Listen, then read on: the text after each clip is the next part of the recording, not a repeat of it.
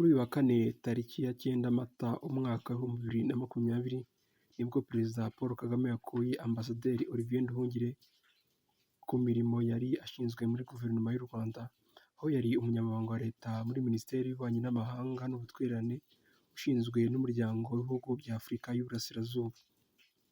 Itangazo ryashyizweho umukono na Minisitiri w'Intebe Dr Edouard Ngirente, akarisinya mu izina rya Perezida wa Repubulika y'u Rwanda Nyakubahwa Paul Kagame, rivuga ko Ambasaderi Olivier Nduhungirehe yavanywe ku mirimo kubera imikorere yakunze kumuranga yo gushyira imbere imyumvire ye aho gushyira imbere politiki za Leta mu kazi yari ashinzwe.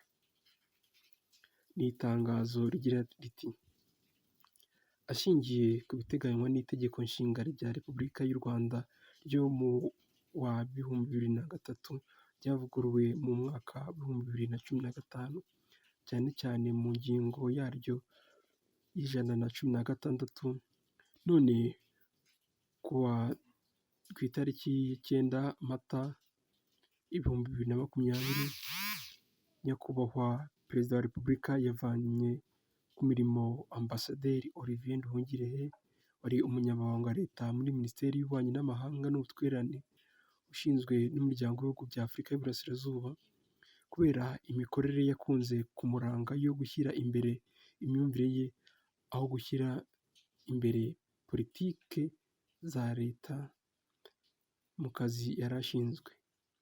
Bikorewe i Kigali ku wa 9 Mata umwaka wa 2020 mu izina rya Nyakubahwa Perezida wa Repubulika Paul Kagame. Nyuma y'iryo tangazo, Ambasaderi Olivier Nduhungirehe yanditse ku mbuga nkoranyambaga akoresha ko ashimira Perezida wa Repubulika Paul Kagame ku cyizere yamugiriye mu myaka 2 n'igice amaze ari muri Guverinoma y'u Rwanda. Yavuze ko yiyemeje gukomeza gukorera igihugu cye na Guverinoma y'u Rwanda mu bundi bushobozi. Ambasaderi Olivier Nduhungirehe yavanywe kuri uyu murimo yari amazeho hafi imyaka 3, dore ko izi nshingano yari yarazihawe ku wa 30 Kanama 2017. Yakoze imirimo inyuranye kandi muri Leta, aho yanabaye Ambasaderi w'u Rwanda mu Bubiligi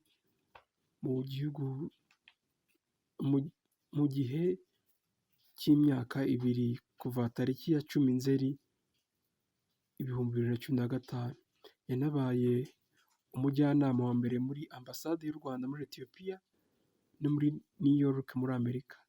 Ni umugabo utaripfana ku bijyanye no gutanga ibitekerezo bye, akunda kunenga.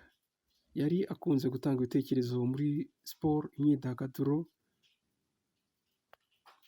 dore cyane ko yakunze kugaragara asa nkaho ari kuvugana nabi n'abafana b'amakipe cyangwa se n'abandi bantu bashinzwe ibintu by'imyidagaduro.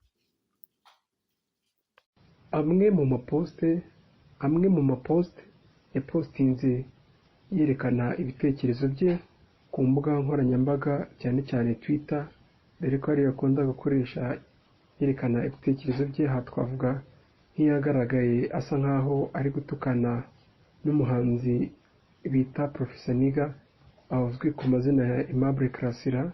Hari post yari yapostinze asa nkaho baterana amagambo, umwe abwira undi ko yikinishiriza mu isoko.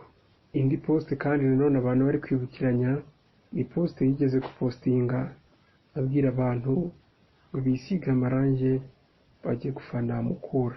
Ni byinshi yagiye apostinga cyangwa se agaragaza bitavuzweho rumwe na benshi, ariko tumwifurije amahirwe mu byo yerekejemo.